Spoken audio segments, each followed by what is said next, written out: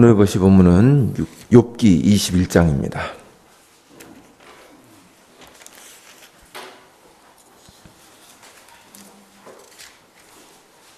욥기 21장 7절부터 16절까지입니다.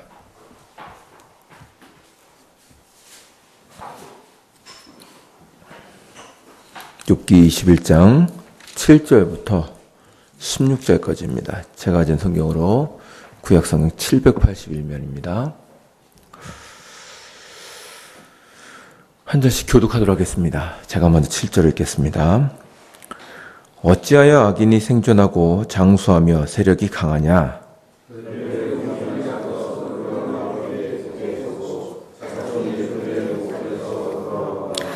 그들의 집이 평안하며 두려움이 없고 하나님의 매가 그들 위에 임하지 아니하며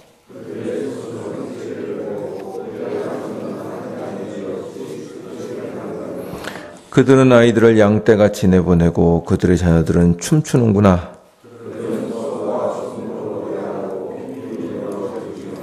그들의 날을 행복하게 지내다가 잠깐 사이에 수올로 내려가느니라.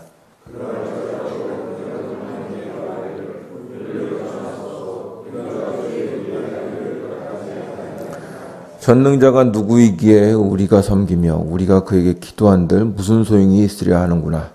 그러나 그들의 행복이 그들의 손안에 있지 아니하니 악인의 계획은 나에게서 멀구나. 아멘. 21장에 있는 욥의 변증은 20장에 이 앞장에 있는 소밧의 두 번째 주장에 대한 반론입니다. 이제 여러분도 욥기를 한 절반 정도 보시면서 대충 큰 흐름을 짐작하셨겠지만 욥과 세 친구들은 지금 쳇바퀴를 도는 듯한 논쟁을 하고 있습니다.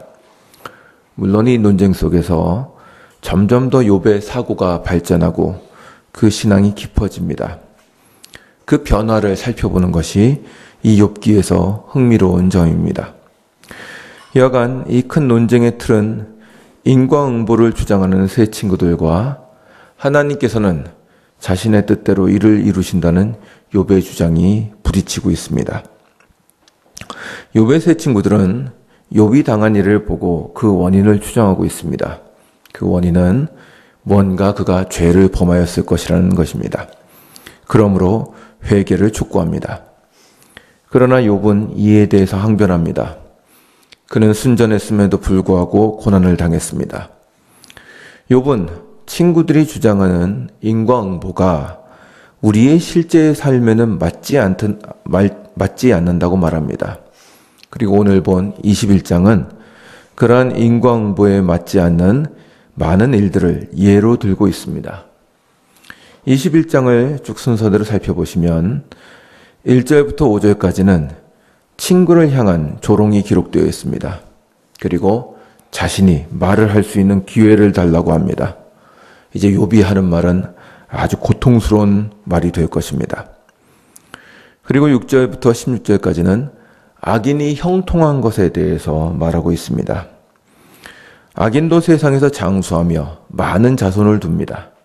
심지어 그들의 짐승도 새끼를 잘 낳고 재산이 늘어납니다. 세 친구들의 말대로라면 악인은 비참하게 그 인생을 끝내야 하지만 13절을 보면 그들은 자신의 인생을 행복하게 살다가 오래 고생도 하지 않고 순식간에 죽는다고 합니다. 이게 무슨 말인가 하면 요새 연세 드신 분들이 하는 말씀이 건강하게 살다가 짧게 병을 앓고 죽는 것이 복이라고 말합니다. 지금 그 말을 하는 것입니다. 악인들은 행복하게 살다가 병도 앓지 않고 순식간에 죽는다는 것입니다. 그리고 그들은 하나님도 두려워하지 않습니다. 그들은 공공연하게 하나님을 회방하며 그분이 없어도 잘 살 수 있다고 장담합니다. 그것이 14절부터 16절까지에 기록되어 있습니다. 그리고 17절부터 26절까지는 악인과 선인의 죽음이 똑같다는 사실을 주장합니다. 욥은 19절에서 하나님께서 악인의 죄악을 그의 자손들에게 갚으실 수 있다고 말합니다. 그러나 21절에서 욥은 악인의 잘못에 대해서 그 자손이 심판을 받는 것이 무슨 의미가 있느냐고 묻습니다. 이게 무슨 말인가 하면 악인이 잘못했다면 그 악인 당사자가 심판을 받아야 하는 것이 옳은 것이지 악인이 죽은 다음에 그는 아무것도 모르는데 그 자손이 심판을 받아봐야 그게 무슨 의미가 있느냐는 것입니다. 그것은 앞에서 세 친구들의 한 주장을 반박하는 것으로 보입니다. 왜냐하면 세 친구들은 악인의 죄를 그 자손에게 갚으시는 것이 하나님의 의라고 주장했기 때문입니다. 거기에 대해서 욥은 그건 아무런 소용이 없는 일이라고 말하는 것입니다. 그리고 의인이나 악인이나 죽는 모습은 똑같다고 말합니다. 그것이 바로 26절의 내용입니다. 26장, 욥기서 21장 26절을 다 같이 읽겠습니다. 26절입니다. 시작. 이 둘이 매한가지로 흙 속에 눕고 그들 위에 구더기가 덮이는구나. 아멘. 이 둘은 이제 선인과 악인을 다 말하는 것입니다. 만약 악인이 조금 더 빨리 죽고 선인이 더 오래 산다면 다르겠지만 둘이 죽는 것은 똑같지 않느냐고 묻는 것입니다. 그리고 욥은 27절 이하에서 마지막으로 세 친구들의 말을 반박하고 있습니다. 29절의 말이 그것입니다. 29절을 제가 한번 읽겠습니다. 들어보십시오. 너희가 길 가는 사람들에게 묻지 아니하였느냐? 그들의 증거를 알지 못하였느냐? 이게 무슨 말이냐면 길 가는 사람 붙잡고 한번 물어봐라. 그들의 말이 다른가? 지금 그렇게 얘기하는 것입니다. 그들에게 한번 물어봐라. 악인들이 못 살던 때가 있는가? 악인들이 못 살던 곳이 있는가? 라고 질문하는 것입니다. 그리고 30절에 이렇게 얘기합니다. 30절에 제가 읽겠습니다. 악인은 재난의 날을 위하여 남겨둔 바 되었고 진노의 날을 향하여 끌려가느니라. 누가 능히 그의 면전에서 그의 길을 알려주며 누가 그의 소행을 보응하랴. 그는 무덤에서 메어가고 사람이 그 무덤을 지키리라. 그는 골짜기의 흙덩이를 달게 여기리니 많은 사람들이 그보다 앞서갔으며 모든 사람이 그의 뒤에 줄지었느니라. 이게 이제 쭉 읽다 보면 이게 무슨 말인가 그러실 때가 좀 있을 것입니다. 지금 30절에 악인은 재난의 날을 위하여 남겨둔 바 되었고 라는 것은 무슨 말이냐면 악인들의 심판은 이 땅에서 이루어지지 않고 마지막까지 유보되어 있다는 것입니다. 다시 말하면 악인들은 지금 이 세상에서 벌을 받는 것이 아니라 마지막 인류가 끝날 때까지 벌이 유보되어 있어서 지금 이 땅에서는 평안하게 살고 있지 않느냐라고 묻는 것입니다. 그러니 그들이 살아있을 때 형벌을 받는다고 하는 너희들의 그 인과응보의 내용은 거짓이다 하고 반박하고 있는 것입니다. 그리고 32절 이하를 보면 심지어 악인들은 죽은 후에도 사람들의 그의 무덤을 지킨다고 말합니다. 그러니까 무덤이 파헤쳐지지 않도록 지켜준다는 것입니다. 그러니까 여기서 지금 욥이 얘기하는 것은 그들이 얘기하는 악인은 이 땅에서 보응을 받는다는 것에 대해 철저히 반박하고 있는 겁니다. 반박하고 그들이 심판을 받는다고 할지라도 그 심판은 마지막까지 유보되어 있다는 것입니다. 여러분의 이 욥의 반박에 대해서 어떻게 이해가 되십니까? 욥은 악인들이 오히려 세상에서 잘 산다고 합니다. 그들의 자손에 대한 심판은 의미가 없으며 악인들의 심판도 마지막까지 유보되어 있다고 합니다. 그러므로 이 땅에 있는 동안 악인들은 안락하게 살다가 죽습니다. 심지어 사람들이 그의 무덤도 지켜줍니다. 이 욥의 말은 통렬합니다. 우리는 실제로 그러한 일이 이루어지는 것을 종종 이 땅에서 보고 있습니다. 제가 신학교 시절에 유럽에서 경제윤리를 공부하신 교수님의 수업 시간에 그런 말을 들은 적이 있습니다. 예나 지금이나 대제국을 일으키고 현대에 있어서도 사람들이 부러워하는 대기업을 일으킨 사람들은 대부분 인격적으로는 좋지 못하다는 것입니다. 많은 사람들의 피 위에서 그 일을 이루었다는 것입니다. 사람들은 대부분 그들의 한 일에 화려함과 거대함을 볼 뿐이지 어떤 과정을 통해서 거기까지 갔는지는 별로 생각하지 않습니다. 결과가 과정을 정당화시켜 줍니다. 그리고 그 사람들은 대부분 평안하게 살다가 세상을 떠납니다. 그리고 심지어 그 자손이 그 부모가 한 일을 그냥 넘겨받고 그것이 정당화됩니다. 이것이 세상에서 벌어지는 일반적인 일입니다. 그러므로 하나님의 통치를 믿는 성도라고 할지라도 실제로 이 세상에서 의가 구현되고 있는지에 대해서는 쉽게 장담하지 못합니다. 그러나 그런 말을 하면 믿음이 없다는 타박을 듣기 때문에 쉽게 못할 뿐입니다. 우리 역시 이런 일을 보면서 이 문제를 풀지 못하여 전전긍긍합니다. 그리고 적당히 세상의 방식과 손을 잡고 삽니다. 이게 어쩌면 우리의 현실일 수도 있겠습니다. 그런데 놀랍게도 이러한 내용은 단순히 욥기에만 있는 말은 아닙니다. 시편에도 동일한 내용이 있습니다. 한번 보시겠습니다. 시편 73편입니다.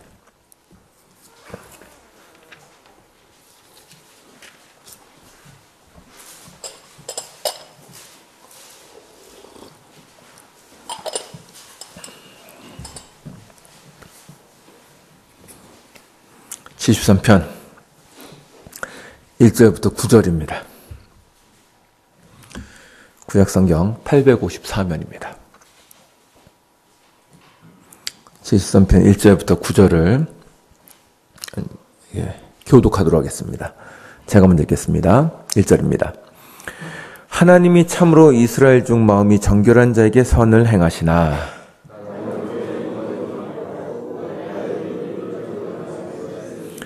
이는 내가 악인의 형통함을 보고 오만한 자를 질투하였음이로다. 사람들이 당하는 고난이 그들에게는 없고 사람들이 당하는 재앙이 그들에게는 없나니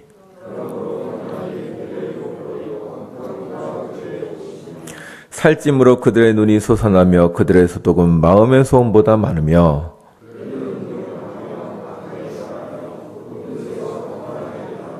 다 같이 읽겠습니다. 그들의 입은 하늘에 두고 그들의 혀는 땅에 두루 다니도다. 아멘. 이 보시면 알겠지만 욥기의 내용과 비슷합니다. 이것은 아삽이 지은 시인데 이런 내용이 시편에 들어가 있다는 것은 많은 사람들이 이 아삽의 시에 공감한다는 것을 말합니다. 아삽은 자기가 실족해서 거의 넘어질 뻔했다고 말합니다. 왜냐하면 3절에 보면 악인의 형통함을 보고 그들을 질투하였기 때문이라고 합니다. 나는 열심히 하나님 앞에 산다고 작은 죄에도 떨고 힘들어하는데 뜻밖에도 악인들은 큰 죄를 지어도 별로 양심의 가책도 안 받고 거짓말도 태어나게 하는 것입니다. 4절부터 쭉 보시면 그들은 죽을 때에도 고통이 없이 죽고 힘이 강건하며 다른 사람이 당하는 재앙도 당하지 않습니다. 또 그들은 자신들이 원하는 것보다 재산도 많고 돈도 잘 법니다. 심지어 그들은 하나님을 향하여 교만하고 그분을 멸시합니다. 이런 것을 보고 시편 기자는 심지어 이렇게 생각합니다. 13절을 한번 보시죠. 73편 13절입니다. 다 같이 읽겠습니다. 시작. 내가 내 마음을 깨끗하게 하며 내 손을 씻어 무죄하다 한 것이 실로 헛되도다. 참 아멘하기가 쉽지가 않습니다. 내가 이렇게 힘들게 사는 것이 도대체 무슨 의미가 있는가라고 한탄했다는 것입니다. 여러분 어떠십니까? 우리도 가끔 시편 기자와 같은 생각을 합니다. 그리고 우리는 질문을 합니다. 하나님은 왜 악인을 형통케 하시며 성도에게는 고난을 허락하시는가? 이것이 시편 기자의 질문입니다.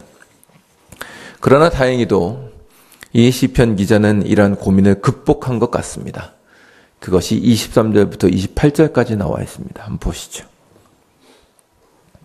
23절부터 28절을 제가 읽겠습니다. 한번 가만히 보십시오. 내가 항상 주와 함께하니 주께서 내 오른손을 붙드셨나이다. 주의 교훈으로 나를 인도하시고 주의 후에는 영광으로 나를 영접하시리니 하늘에서는 주 외에 누가 내게 있으리요 땅에서는 주밖에 내가 사모할 리 없나이다. 내 육체와 마음은 쇠약하나 하나님은 내 마음의 반석이시요 영원한 풍기시시라. 무릇 주를 멀리하는 자는 망하리니 음녀같이 주를 떠난 자를 주께서 다 멸하셨나이다. 하나님께 가까이함이 내게 복이라. 내가 주 여호와를 나의 피난처로 삼아 주의 모든 행적을 전파하리이다. 아멘. 시편 기자는 이렇게 고민하다가 자신이 최고로 생각하는 복이 무엇인지를 다시 생각합니다. 그리고 자신이 사모했던 것은 하나님 그분이지 악인이 가지고 자랑하는 재산이나 권력이나 힘이 아니었다는 사실을 다시 한번 깨닫습니다. 그리고 시편 기자는 22절에서 이렇게 얘기합니다. 주님, 내가 잠깐 짐승같이 굴었습니다. 그러나 주님께서 나와 함께 하십니다. 아삽은 자신이 사모했던 하나님에게서 눈을 돌려 악인들을 부러워했던 자신을 부끄러워합니다. 그리고 주를 가까이 하는 것이 내게 복이고 악인들에게 없었던 것이라는 사실을 고백합니다. 여러분, 신앙은 하나님을 찾는 것이며 그분과 함께하는 것입니다. 그분을 가까이 하고 빌어서 그분으로부터 무엇을 받아내는 것이 아니고 그분 자신이 복이라고 얘기하는 것입니다. 마치 남녀가 결혼을 하는데 서로가 묻는 것과 같습니다. 당신은 내가 좋아? 아니면 내가 가진 재산이 좋아? 뭐가 좋아서 나랑 결혼하는 거야? 그때 당신 재산이 좋아. 이런 사람과 결혼하면 안 됩니다. 이렇게 대답한 사람은 정상이 아닙니다. 그건 사랑이 아니죠. 하나님은 우리에게 물으시는 겁니다. 넌 내가 좋아? 내가 가진 능력이 좋아? 하나님은 우리에게 사랑을 원하십니다.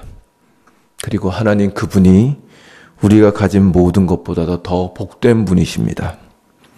시편 기자는 그것을 깨달은 것입니다. 그러므로 악인이 잘 되는 것처럼 보여도 하나님 없이 사는 그 인생은 비참한 것이며 하나님과 함께 산다면 고난 속에 있어도 복된 것입니다. 이것이 욥기가 우리에게 보여주고자 하는 중요한 메시지입니다. 욥기서 1장과 2장에서 사단은 하나님께 시비를 겁니다. 욥이 하나님을 사랑하는 것은 그에게 많은 것을 주셨기 때문입니다. 그걸 빼앗으면 하나님을 향하여 욕할 것입니다. 그 말은 사람들이 하나님을 사랑하는 것은 그분이 많은 것을 주시기 때문이지 하나님 자체로는 사랑할 만한 분이 아니라고 지금 도전하는 것입니다. 사단은 하나님의 자존심을 건드립니다. 그러자 하나님은 사단에게 말씀하십니다. 그래? 사람이 나를 사랑하지 않는다고? 그래, 그럼 그에게서 재산과 건강을 한번 빼앗아 봐라 라고 하시는 것입니다. 욥은 그 싸움을 하고 있는 것입니다. 과연 하나님은 그분 자신으로 피조물에게 영광과 존귀와 사랑을 받으실 만한 분인가를 증명하기 위해서 욥은 외롭게 싸움하고 있는 것입니다. 자신은 그것을 모르고 고통스러워하지만 지금 그는 하나님의 영예를 위해서 투쟁하고 있는 것입니다. 욥은 논쟁 속에서 점점 깨닫게 될 것입니다. 그렇다. 선인도 고난을 받으며 악인도 평안하게 살 수 있다. 그러면 도대체 나는 하나님을 왜 믿고 있는 거지? 라는 질문을 스스로에게 던지고 있는 것입니다. 여기에 대해 성경은 말하는 것입니다. 하나님은 그 자체로 존귀한 분이며 그 자체로 생명이고 세상 모든 것보다 너를 더 복되게 하고 영화롭게 하실 수 있는 분이다. 하나님을 믿어서 뭘 받았느냐가 아니고 하나님을 믿어 그분과 함께 한다는 것이 최대의 복이고 최대의 선물이다 라고 가르치는 것입니다. 인과응보에 빠져있는 욥의 친구들은 죽었다 깨나도 여기까지 이룰 수 없는 것입니다. 하나님을 잘 믿으면 복을 받는다는 것이 꼭 틀린 말은 아니지만 그 복이 하나님을 가리는 일이 종종 발생하는 것입니다. 사단은 욥의 재산과 건강을 다 빼앗고 강탈합니다. 그리고 뻔뻔스럽게 욥에게 묻고 있는 것입니다. 이래도 하나님을 사랑할래? 저는 여러분에게 묻고 싶습니다. 여러분은 어떻게 대답하실 것입니까? 우리는 모두 아멘으로 대답할 수 있습니다. 이 세상 모든 것을 다 합쳐도 하나님 한 분보다 못하기 때문입니다. 내가 왕궁에 있는 것보다도 주의 성전에 문지기로 있는 것이 더 낫습니다. 라고 한 것이 다윗의 고백입니다. 그분 안에서만 세상이 줄 수 없는 영광과 생명과 거룩이 있습니다. 돈, 명예, 권력, 이 모든 것을 가진다고 해도 사람이 거룩해지거나 훌륭해지지 않지만 하나님과 함께 있는 자는 복되고 영광스럽습니다. 다시 한번 이 시편 73편 23절과 26절을 다 같이 한번 읽겠습니다. 73편 23절부터 26절입니다. 다 같이 읽겠습니다. 시작. 내가 항상 주와 함께하니 주께서 내 오른손을 붙드셨나이다. 주의 교훈으로 나를 인도하시고 후에는 영광으로 나를 영접하시리니 하늘에서는 주 외에 누가 내게 있으리요 땅에서는 주밖에 내가 사모할 리 없나이다. 내 육체와 마음은 쇠약하나 하나님은 내 마음의 반석이시요 영원한 분기시시니라.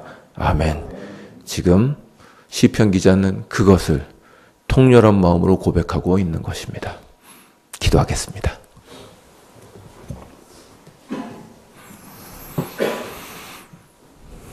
옳습니다, 주님. 주밖에 나의 선물이 어디 있으며 주밖에 나의 주가 어디 있겠습니까? 이 하늘과 땅이 모두 사라진다고 하여도 내겐 주만 있으면 됩니다. 주님이 나의 전부이십니다. 하나님, 세상은 끊임없이 우리에게 향하여 물질과 권세와 명예를 흔들며 얘기합니다. 너희는 이게 좋아, 하나님이 더 좋아. 무엇 때문에 하나님을 믿는 거냐? 라고 우리에게 질문하고 있습니다.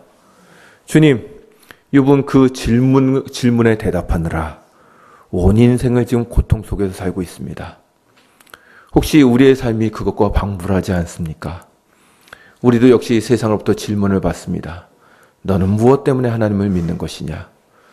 하나님, 이 질문에 대항하여 우리는 담대하게 하나님과 세상을 향하여 대답할 수 있도록 도와주시옵시고 주밖에는 나의 복이 없나이다 라는 것을 우리 인생을 통하여 고백할 수 있도록 우리를 가르쳐 주시고 이끌어 주시옵소서. 오늘 하루도 주님을 섬기는, 주를 복으로 알고 사는 그런 하루가 되게 하시옵소서. 감사드리며 예수님의 이름으로 기도드리옵나이다. 아멘. 하늘에